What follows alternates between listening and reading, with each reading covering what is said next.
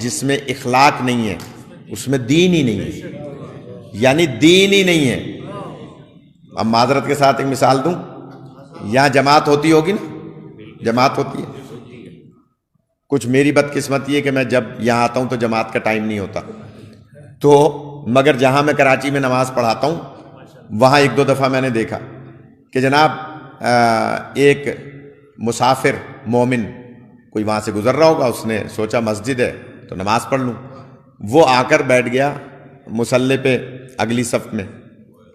سجدگاہیں بعض لوگ پہلے سے رکھ دیتے ہیں، تو اس نے کہا رواج ہوگا یہاں سجدگاہیں ساری رکھی ہوئی ہیں ہر مصلی پہ، یعنی صف پہ۔ بیچارہ بیٹھ گیا کہ معذرت کے ساتھ ایک بزرگوار آئے، تھی تو کمر جھکی ہوئی ان کی، اور وہ بندہ بیٹھا تھا اس کی کمر پہ زور سے تماچا تو نہیں مارا لیکن ایسے جیسے دھکا دیا جاتا، اور اس سے کہا کہ بھائی تمہیں پتہ ہے یہ میری جگہ ہے؟ یہ حال میں روزانہ یہاں بیٹھ کے نماز پڑھتا ہوں۔ اس نے دیکھا، کہنے لگا حضور معذرت چاہتا ہوں، مجھے نہیں پتا تھا، یہ میں تو سمجھ رہا تھا کہ اللہ کا گھر ہے۔ نہیں غور فرما رہے، یعنی میں تو اسے اللہ کا گھر سمجھ رہا تھا، یہ تو آپ کہہ رہے ہیں آپ کی جگہ ہے۔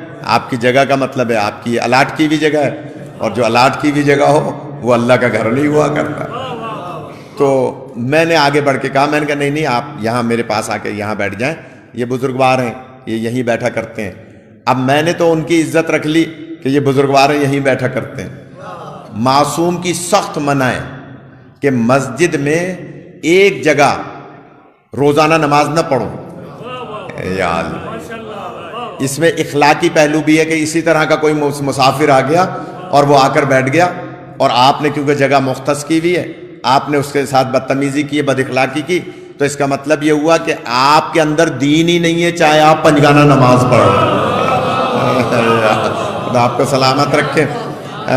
چلیں آپ ایسی باتیں بھی سنتے ہیں تو میرے پاس بہت ہیں ایسی باتیں کہ جناب میں تو زیادہ فضائل پڑھتا ہوں، لیکن کیونکہ رمضان میں میں درس بھی دیتا ہوں امریکہ میں، یعنی وہاں رمضان کے درس، تو بہت ساری چیزیں ہیں انشاءاللہ عرض کریں گے۔ اب سمجھ آ گئی کہ آپ ایسی باتیں بھی شوق سے سنتے ہیں، تو یا علی مہربانی۔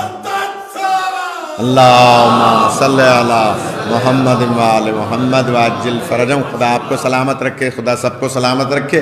بس جلدی سے دو جملے سن لیں، 10 بجنے والے ہیں، مجھے اب یہ بھی ایک ٹینشن ہوا کرے گی روزانہ، تو کوشش کریں مجھے جلدی ممبر دے دیں تاکہ 1.5 گھنٹہ پڑھ لیں، 1.25 گھنٹہ پڑھ لیں۔ تو میں عرض کر رہا تھا کہ جناب یہ دین نہیں ہے۔ معصوم فرماتے ہیں کہ مسجد میں آپ مختلف جگہوں پر نماز پڑھیں۔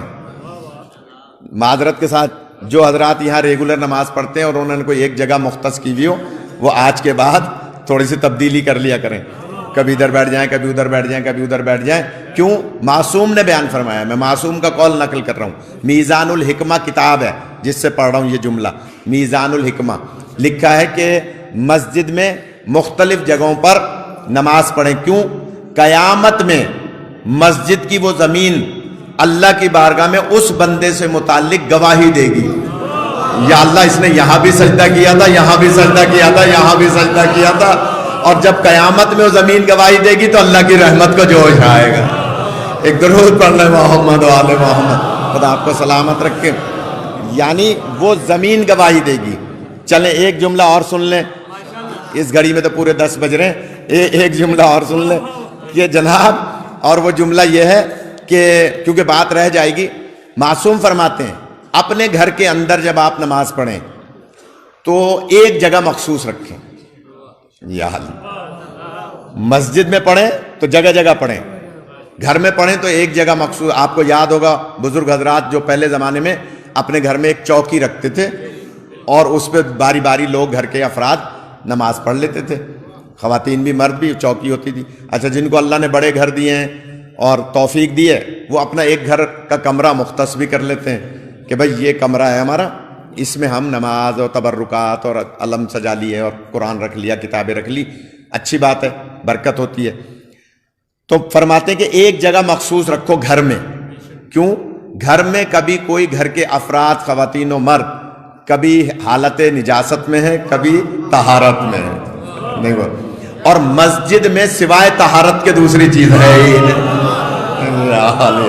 اور فرما رہے ہیں لہٰذا مسجد میں تو طہارت ہی ہے، میں پہلے مثال دے چکا ہوں، سب کے دروازے بند کرا دیے، لہٰذا کہا کہ گھر میں ایک جگہ مخصوص رکھو۔ اس کی وجہ کیا بتائیے، غور کیجیے گا بزرگ حضرات خاص طور پہ فرماتے ہیں معصوم کہ اگر کسی گھر کے فرد کو جو وہاں مخصوص جگہ پہ نماز پڑھتا ہو اور خدا نہ خواستہ اس پہ حالت اعتذار ہو، نزع کا عالم ہو، یعنی انتقال ہونے والا ہو، روح نہیں نکل رہی یا صحت نہیں مل رہی، پریشانی ہے، گھر والے دعا کر رہے ہیں، مولویوں سے کہہ رہے ہیں دعا کریں خدا ان کی مشکل آسان کرے، مولا نے پہلے سے بتا دیا کہ تم مشکل کیسے اس کی آسان کرو گے۔ فرماتے ہیں جہاں وہ گھر میں مخصوص جگہ پہ نماز پڑھتا ہو اٹھا کر وہاں لٹا دو۔ جب وہاں لٹاؤ گے نا جہاں وہ اللہ کو سجدہ کرتا ہوگا تو اللہ کی رحمت کو جوش آ جائے گا۔ ایک درود پڑھ لیں محمد و آل محمد، خدا آپ کو سلامت رکھے۔ بس اس خلق عظیم پر انشاءاللہ بحث کریں گے، بہت ساری چیزیں رہ گئیں انشاءاللہ عرض کریں گے۔ بس کوشش کریں کہ ہمیں 8 بجے سہیل شاہ کو بٹھا دیں، 8:30 ہمیں بٹھا دیں تو 1.5 گھنٹہ پڑھ لیا کریں گے، یا 1 گھنٹہ 25 منٹ پڑھ لیں گے 5 منٹ پہلے 10 بجے سے، تاکہ تبرک بانٹنے میں بھی آپ کے 5-10 منٹ لگ جائیں۔ دعا ہے کہ خداوندہ بحق زہرا و ابیہا و بالہا و بنیہا ہماری یہ عبادت اپنی بارگاہ میں قبول فرما، حاضرین اور غائبین کی حوائج شریعہ کو حل